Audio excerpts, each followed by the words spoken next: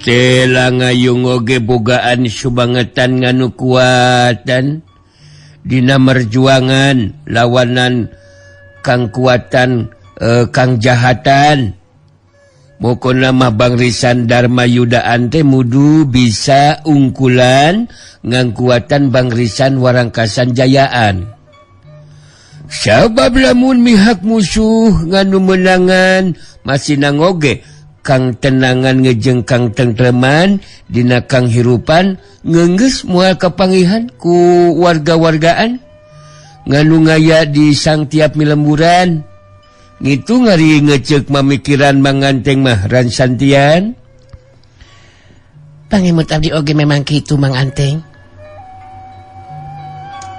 Anu diharapkeun mah kakuatan barisan Dharma Yuda teh bakal saimbang jeung kakuatan barisan musuh urang. Sabab mun jumlah anggota barisan Warangkas Jaya leuwih loba, bakal berat oge keur pihak urang dina ngimbanganana. Ngan memang anu paling penting nama mun ti pihak urang aya anu mampu ngukulan kekuatan ilmu naki Warangkas, bakal bubar tah barisan Warangkas Jaya teh. Wah, ngenya bener ngeta ciritaan Rangsantian teh. Ya, mudah-mudahan we ngatuh nang bulean incuna kangawing-ngawing bakal mampuhan ungkulan ngelmu nasi Warangkasan. Mangsalah ngelmu mangulah ding tingali masih muda kenehan ngatawa ngenges ngolotan. Manganteng dengan kang terangan tirar santian ngeunaan non teh ngelmu silat nandang bulean terus nerang keur manganteng mah jadi gende harapan. Lamunan nang bulean teh narung lawanan sir Warangkasan nang tunang oge nang bulean nganu bakal ngunggulan. Cobra kumaha ngecek ngayu mangantian ngayu. Harapan abdi ge memang kitu Mang Anteng. Da pun anak nang bule ge. Saluntana ti alas dangyang Purwa teh tekad nama kaya sanes hoyong nelaskeun tapak lacak amarawing anu janten akina. Sakumaha anu kabandungan ku anti setiap tindakan dilakukan ku nang bule teh memang merangan tindak laku kejahatan. Duh, ngeta pisan nganu mantrak manuju ngekeur manganteng. Ngayap naon teh pang ribasaan ngaringuyah mah tang rateesan kang luhuran. Napina kahandapan gitu. Jadi ngasamira kue nang bulean henteu bogaan jiwaan kang naon teh kang was kang ngawing-ngawing nganu jadi ngakinganaan. Dalus nerang ngeukeur manganteng mah bagjaan bogaan dulu nang bulean teh. Sang najan ngacan pangihan napina ngeunggeus kang bangyang lah ngeta budak teh kasep nama nurutan manganteng. Rasanti seri leutik baitus nyarita ditujukeun ka si Banteng Ulung. Jadi Mang Anteng waktu ke budak teh sarua kasepna kawas nang bule meureunna nya. Paingan atuh ayeuna ge masih kena aya sesaka kasepanana. Paingan nang bule kasep atunya da nurun kanu jadi mangna. Rangsantian mah ngalaka sungkunan nganu muguh manang bule nurunan kang nu jadi bapana angringan anu mantrak bogaan rupa nganu ngasep ngangoge gitu. Ngali ngaina mah nganu dimpingkiran teh manggalian ngejeng si Dunggulan. Ya mudah-mudahan we ngulah naon teh teprikeun kadatangan ka paguron lintang jagatan. Naon teh ka tempat musuhan. Bener henteu Rasantian. Ari gaduh keyakinan manggali sareng Kang Dugul dina setiap melakukan tindakan moal gagabah Mang Anteng. Pang-pang nama manggali anu langkung pangalaman. Pastina oge bakal langkung asak tinimbangan ga dina ngalakukeun tindakan. Urang memang bakal aya anu ngabantu. Mun manggali di dieu mah da ari dina masalah cumarita mah Mang Anteng tos apal kumaha manggali dina gaya mangsana cacarita. Wah, ngatumuguh we. Dina masalah ngomongan mah si manggalian mah kangahlianana mahnena mah jagoan silatan lidahanana gitu. Mukun nama lamun ceritakeun manggalian mah Mang Anteng oge acung jempolan gitu. Bisa ngerengkol-rengkol bahasa nanteng itu. Maneh teh bener-bener bela lah ngejeng satiaan ka kulawarga kang ngawing-ngawing dina kayaan keur kitu. Ngadadak aya anu di jero imah jadi pada rancung celina waktu di lebah buruan imah aya sora awewe anu susumar nitah kaluar. Rasanti jeung Sandika mah masih kene apal karena sorana nyata sorana Nyai Sarikit si Pedang Langit. Hei! Sakabeh nu aya di jero imah keluar. Bageakeun kadatangan kuring tiluan. Hasok gancang keluar. Keburung bisa panggih ieu kampung kahuripan. Hasok gancang keluar sakabeh nu aya di jero imah. Rasanti ngareret ka Sandika bari ngomong lalaunan. Militina sorana mah asa sorana Nyai Sarikit. Eta nu susumalita keluar teh Kang. Aneh namun bisa nembus datang ka dieu nya. Bener. Akang ge masih kena apal. Eta sorana Nyai Sarikit si Pedang Langit. Tapi kunaon bet bisa datang ka dieu geuningan? Wah. Nganten nama ngente mudu caritaan ngayu pokok nama urang kaluaran we lah. Urang ngajat mangke ngejeng susumaran ngalangu pak tingtahan kaluaran kang urang anu ngaya di jalan ngimahan. Ngayu ngurang kaluaran. Opatanana harita keluar ti jero imah. Barang keluar ti jero imah katingali di lebah buruan ngajaran teng 3 urang jalma. Rasanti jeung Sandika masih kene apal ka Nyai Sarikit si Pedang Langit. Sedengkeun kanuduaan mah kakarek ningali harita. Rasanti jeung Sandika kitu deui si Banteng Bulung jeung Ayu Manganti. Tang tue tanyahueun ka Eyang Parasu guruna Nyai Sarikit si Pedang Langit. Sedengkeun anu saurang deui jago ngora anu nalah Sarkadun minangka lanceukna Nyai Sarikit. Waku kakuatan ilmuna Eyang Parasu tetela harita bisa nembus asup kalembur kampung kahuripan. Nyai Sarikit kerung rada kageteun oge ningali Rasanti jeung Sandika milu kaluar ti jero imah. Nyai Sarikit si Pedang Langit nu leuwih ti heula nyarita.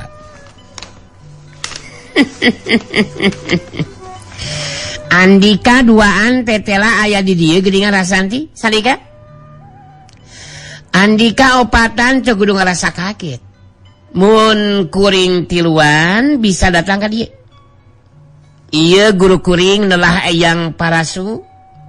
Ku kakuatan ilmuna mampu nembus kakuatan ilmu anu mager kampung kahuripan. Iya nu saurang deui nyata lanceuk kuring Kang Sarkadun. Ku sakitu geus bisa kaharti.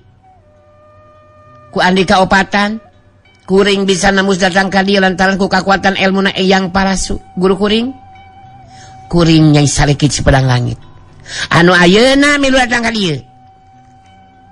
Karageteun oge Rasanti jeung anu sejena. Harita jadi pada musirkeun perhatianana kelebah Eyang Parasu anu make jubah hideung. Leungeun katuhuna nyekelan itek hideung. Tapi aneh itek teh henteu napa kana taneuh tapi ngagantung. Sikap Eyang Parasu dina nyekelan itek hideungna siga nu keur nyekelan itek kana lemah. Sapasang panon Eyang Parasu semua anu cekung ngalok ka jero. Pangawakan sanajan rada begang tapi masih kene calangker sigana teh. Tapi si Banteng Ulung gancang harita ngilang ke rasa kakagetna, harita musyrikeun panetipna ka Nyai Sarikit bari terus nyarita.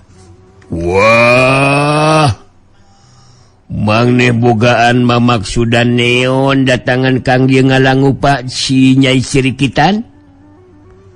Coba jelaskeun. Bingsi maneh hayang nyahoan ngurang jeung lemana nganu wakilan Jaka Sinanglingan. Jadi mupuhung ieu kampung kahuripan. Henteu mudung ngrasa hebrat sang pedah bisa datangan kang dieu maneh Nyai Sarikitan ngasok jelaskeun. Sok jelaskeun Rasantian. Rasanti nu harita nyarita ditujukeun ka Nyai Sarikit. Bieu ieu pun paman nalah si Banteng Wulung alias Mang Anteng. Geus ngajelaskeun salaku pupuh Ilambur. Jelaskeun ayeuna karep pamasudan andi katiluan pangdatang ka dieu. Maneh kudu ngarti Rasanti. Saya ieu geus sababaraha urang jawara anu dibere parentah ku pangarsana mulia Ki Warangkas. Sina datang ka kampung kahuripan teu bisa nembus sabab dipager ku kakuatan elmuna Sirawing. Eta kayaan bisa dikanyahoankeun ku kakuatan batina yang para suguru kuring. Kadatangan ka dieu sakuluna geus bisa ditebak ku andi kaopatan. Mun saila ieu can aya anu bisa ngawasa ieu kampung kahuripan ngaganti pupuh lemurna. Mun saila ieu gagal jeung gagal. Tapi dina poe ieu mah si Sarikit anu bakal ngagantikeun Andika jadi pupuh dieu lembur Banteng Wulung. Wah, maneh ganggambah sia ngomong teh Sarikitan, si berwek nyengredan, ngurang ajar sia. Wani nyerita nganu ngawas nitu ngalangupa, golobog. Ngadanan ngarek gangguan kang Yami lemuran, maneh bakal rangsakeun ngakibatna sia Sarikitan. Muning keneh gancangan tinggalkeun ieu patemperatan sia Sarikitan. Nyai Sarikit nyelang ngareret ka Sarkadun anu jeung lanceuk. Nu direret harita milu nyarita. Dina nyaritana jadi samu anu nyelebeng tarik teh beda ti keur nyarita jeung anu torek padahal jarak teh kawilang deukeut. Hei! Balane obatan, pang nama Banteng Wulung, hei. Geus teu kudu loba nyalita sia, kudu loba maneh. Pasakeun kali dewek Nyai Sarikit. Geus teu kudu loba ngomong urusan jeung dewek mah. Kate usia engke Banteng Wulung. Kudu kate sia, putar seong. Yang parasu katingali munur ka tukang sababaraha lengkah, bari teu ngomong sakemek-kemek acan. Nyai Sarikit jeung Sarkadun anu nangtung sajajar ningali sikap jeung ngadenge caritaan si Sarkadun, si Banteng Wulung langsung kahudang amarahna. Wah, malih sarua kolobog sia, ngejong kolopok sia Sarkadun, si belakok kujubaran, sangeunana sia omon-omonan teh. Make ngejong ayang rebutan mumuhung ieu lemuran dan naonan sia teh belakok kujubar. Mangneh bener-bener henteu bisa ngantepkeun. Buating ke gunganteng, ngurang ajar sia. Babukan kuruyung ngarek nyaho sia, babatok pencar. Lamun ngurang geus nambekan mas sia. Rasanti ngareret ka si Banteng Wulung bari ngomong lalaunan. Tenang heula Mang. Teu kudu kabur ku nafsu Mang. Si Sarikit jeung anu jeung lanceukna keun we lah ku Anti jeung Kang Dika anu bakal nyingareupanana. Jadi ayeuna mah Mang Anteng ajakan Ci Ayu mundur we lah. Anti sanes teu percanten kana kemampuan Mang Anteng, tapi Anti jeung Kang Dika siap ngayonan eta dua jalma Mang Anteng. Geus aya carita Anti Rasanti saperti kitu mah. Harita si Banteng Wulung ngajakan mundur kayu Mang Anti.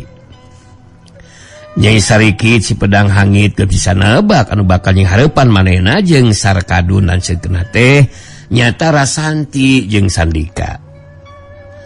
Anu ceuk anggapan maehna mah masih kene adina pangaruh kekuatan ilmu Ki Warangkas. Geus teu mampu ngagunakeun kekuatan talaga lapisanana jeung ilmu pangenteng badana.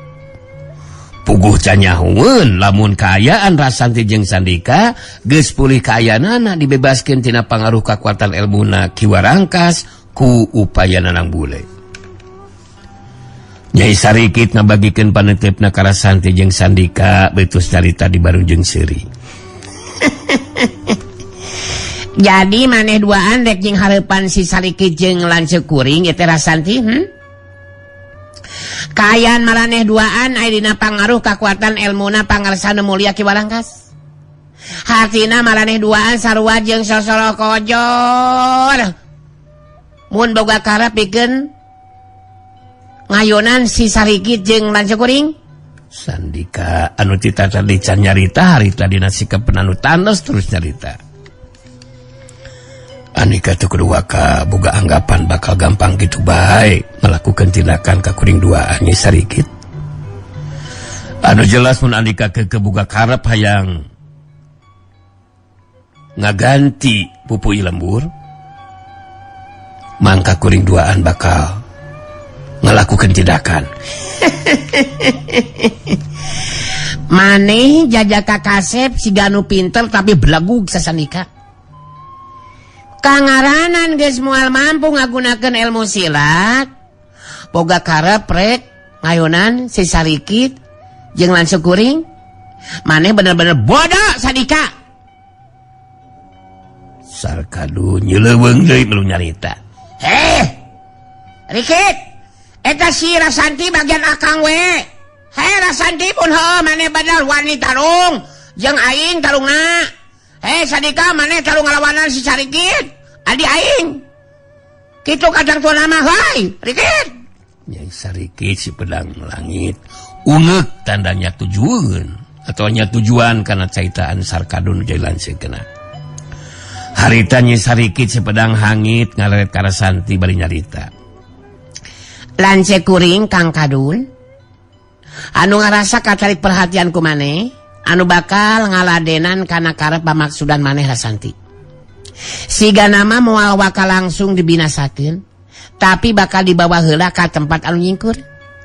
Kang Kadun lebareun mun maneh langsung dibinasakeun mah Rasanti. Ningali sikap jeung ngadenge carita ti Nyai sarikit si pedang langit seperti kitu, puguh we Rasanti jadi kahudang amarahna. Neuteuf seukeut ka Nyai sarikit tina sikapna anu tandes terus carita. Ceukeuh nyarita ka mana meuni sarikit. Kuring jeung Kang Sandika moal make kudu jejerih ku pati.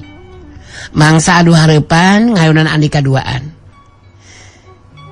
Bisa jeung hentena kuring ngagunakeun kamampuan diri, eta lain urusan didinya Nyai sarikit. Jadi maneh teh keukeuh rek nekan? Wali tarung ngayunan Kang Kadun aja kuring? Mun kitu mah ayeuna maneh bakal jeung hareupan Kang Kadun. Sedengkeun maneh Sandika tarung ngayunan si sarikit. Ye si sarikit, ye si sarikit. Dinu lega sia Sandika. Hayya!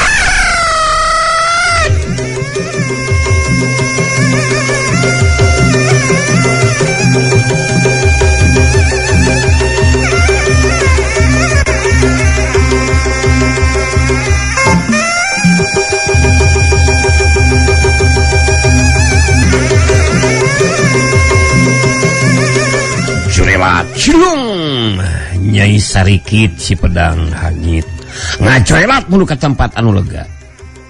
Sedengkeun Sandika harita lempang nuturkeun ke tempat anu dituju ku anu dilawan.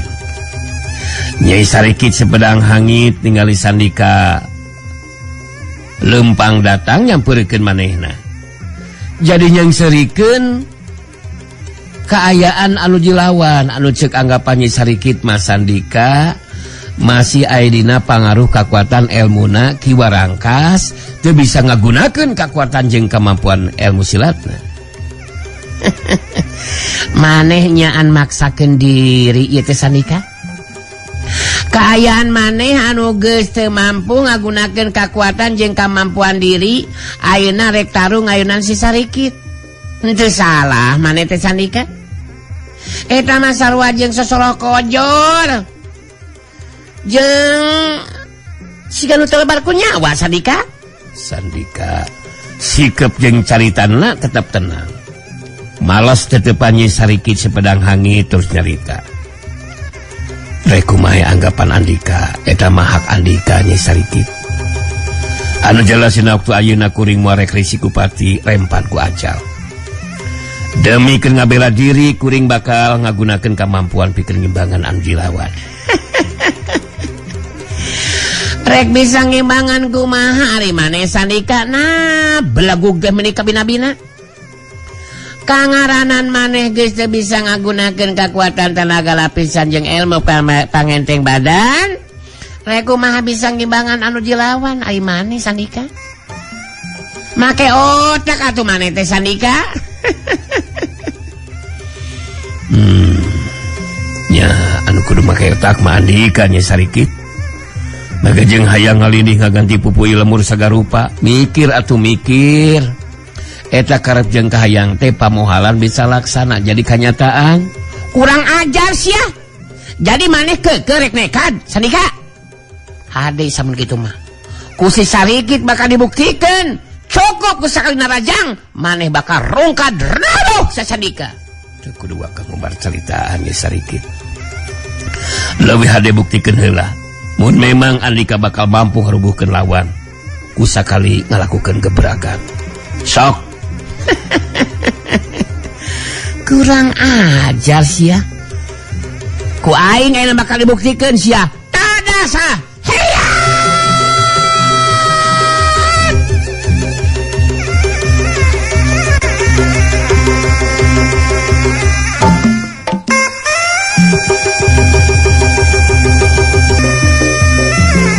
Jurelat culung Nyai Sarikit sepedang hangit maju narajang tengah gunakan senjata pedangna. Sabab manehna boga anggapan tanpa ngagunakeun pedangna kusakali narajang bakal mampu ngarubuhkeun anu jilawan. Tapi Nyai Sarikit jadi kageteun anu lain di kieuna. Waktu panarajangna harita dipendung ku sapasang leungeun Sandika. Jadi Nyai Sarikit ngajari juga dorong mundur ka tukang. Sedengkeun Sandika tetap mancu dina tangtunganana. Nyai Sarikit gancang mancukeun tangtunganana. Bari kerung ngemuka kaget. Harita musirkeun perhatian kanu dilawan.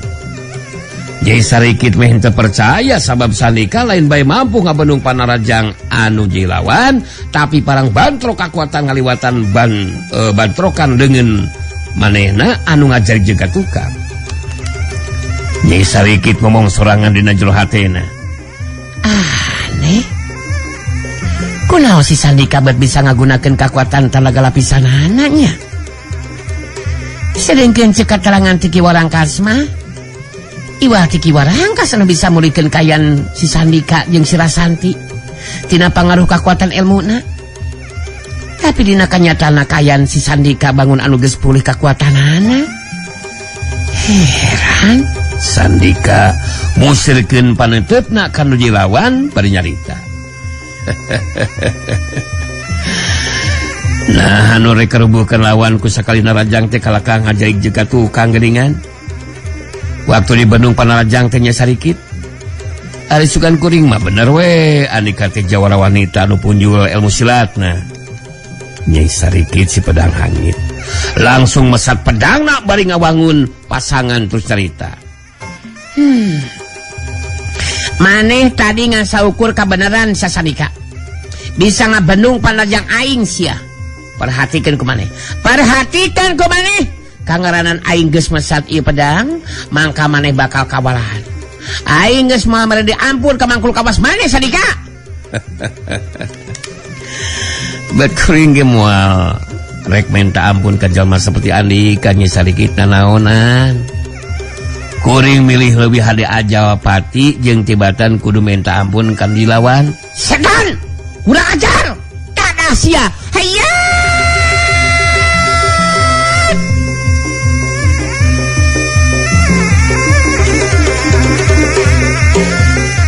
Jurela cilung Nyai Sarikit si pedang hangit majuna rajang.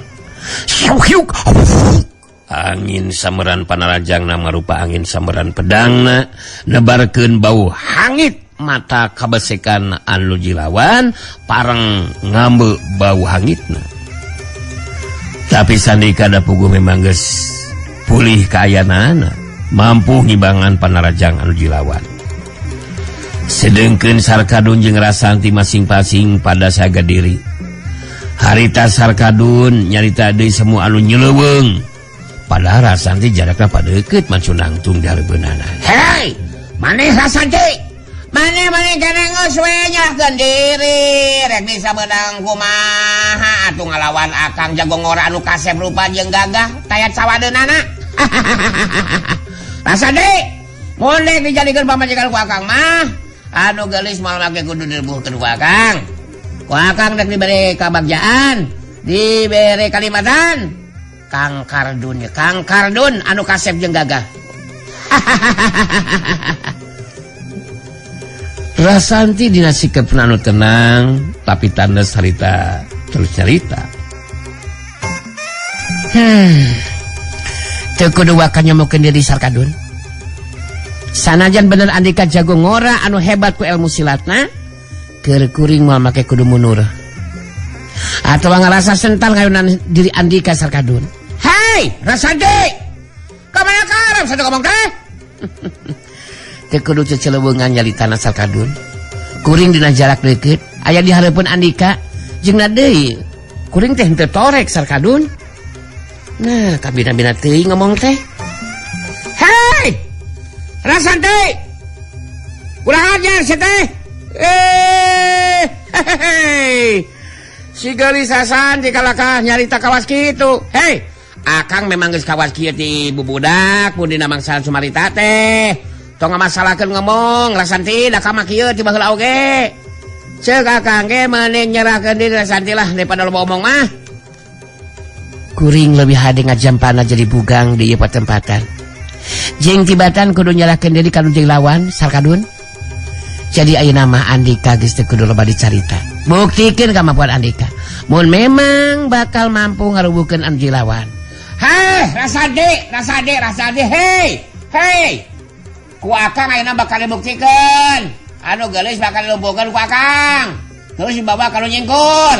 Samemeh diperenan bakal didekeman hal ku Akang. Abeh, kaituna nikmat dan bisa melayang-layang. Urang mimiti Rasanti. Oke? Heya!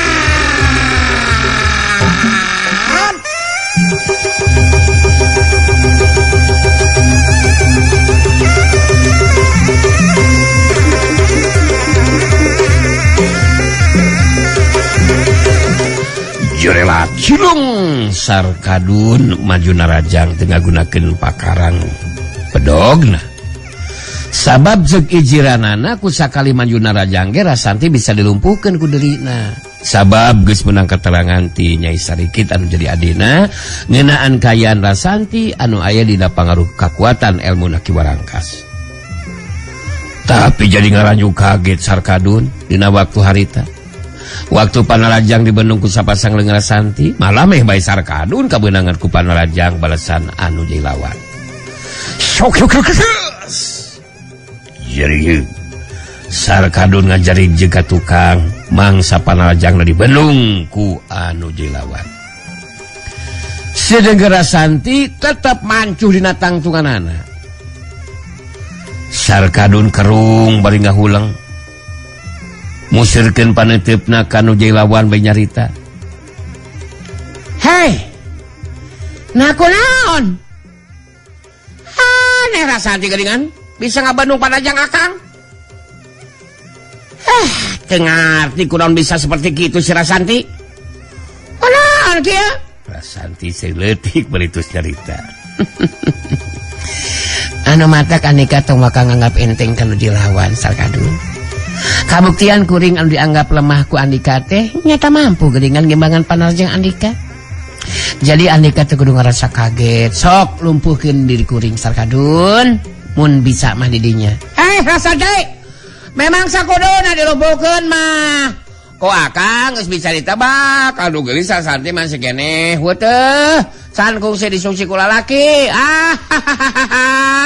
Bodoh kacida mun anu geulis teu bisa didekeman ku akang.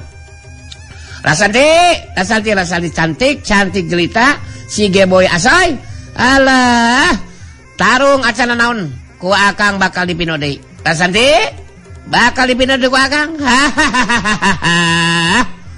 Nya sok pinu deui kang ngaranna kuring mun tepikeun ka bisa dilumpuhkeun mah nyarek pasrah we. Narima kana kanyataan. Bener. Nyaan bener, rek pasrah ka kuring Rasanti.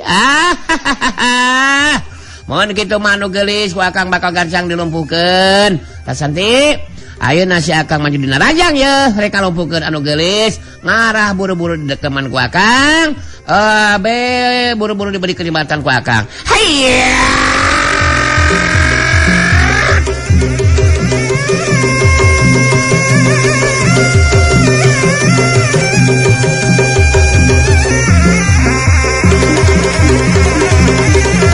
Jurela culung Sarkadun maju dina rajang ngagunakeun jurus jeung tata gerak anu leuwih cepet hayang bisa ngelumpuhkeun anu jilawan. Oro kaya panarajang anu jilawan harita teu keuna bisa diimbangan ku Rasanti, tapi dina kasempatan anu hade Rasanti bisa ngasupkeun panarajang balesan. Sok QR plus, sok kilo plus. 2 kali panarajang Sarkadun teu kena kana sasaran. Rasanti ngalakukeun panarajang balasan. Panarajangna dampalengan katuhuna ngahantem kana dada lawan. Dada kabedangan. Sarkadun ngageronahan ka nyeri bari ngadaligeg menurut ka tukang sababaraha lengka. Tapi Sarkadun ge geus kalati daya tahan badana harita gancang mancukeun tangtunganana bari ngatur ring hapanapasna. Rasanti mancu dina tangtunganana. Nyelang ngareret ka tempat tarungna Sandika. Katinggali Nyai Sarikit si pedang hangit anu ngarangsek ku panarjangna. Tapi sameran jeung sabetan pedangna taya nu bisa kena kana anggota badan lawan mangsa Sandika ngagunakeun jurus balaga digdeg anu mampu nyingkahan panarajang nu jai lawan. Syuk apush daligdeg plos hayuk daligdeg salonton plos. Nyai Sarikit bangun anu bingungan ningali gerakan Sandika anu ngagunakeun jurus balaga digdeg. Samemeh Nyai Sarikit ngalakukeun panarajang susulan. Harita Sandika geus ngacuelat ngalakukeun panarajang balesan. Cuelat, hiup datang panarajang Sandika. Rikat Nyai Sarikit ngakilirkeun badanna ka beula kenca bari nyabetkeun pedangna kana leungeun katuhu anu jilawan. Syut hiup. Tapi Sandika gancang nari panarajang leungeun katuhuna. Digantikeun ku tajongan kana cangking lawan. Sedang Nyai Sarikit si pedang hangit ngagerok kaget semu ngajerit nahan ka nyeri mangsa kabeunangan ku panarajang nu jai lawan. Daligdeg Nyai Sarikit si pedang hangit ngadaligdeg menurut ka tukang sababaraha lengka. Sandika mancukeun tangtunganana ngahaja mereka sempetan pikeun nu jai lawan mancukeun di tangtunganana. Nyai Sarikit sebedang hangit mancukeun tangtunganana bari ngatur reng hapanapasna jeung ngarasakeun ka nyeri dina cangkengna anu kabeunangan ku panarjang lawan. Bari merhatikeun anu jai lawan Nyai Sarikit ngomong dina jero hatena. Edan si Sandika teh geus pulih kaayana. Sajal mana anu geus mampu mulihkeun kaayaan si Sandika jeung si Rasantinya. Kekuatan ilmu si Warangkas mampu diungkulan ku jalma anu geus nulungan mulikeun kayan si Sandika jeung si Rasanti sajal mananya. Kayan anu di luar dugaan aing. Tapi aing kudu tetep tenang. Jeung percaya diri kangaranan di dieu aya Eyang Parasu anu jadi guru. Mun teu mah diri aing tepikeun ka kadesehku anu dilawan, Eyang Parasu ge moal ngantep. Tangtu bakal ngabantu. Nyai Sarikit si pedang hangit tetep merasa gede hate sabab didinya aya Eyang Parasu anu jadi guru na anu harita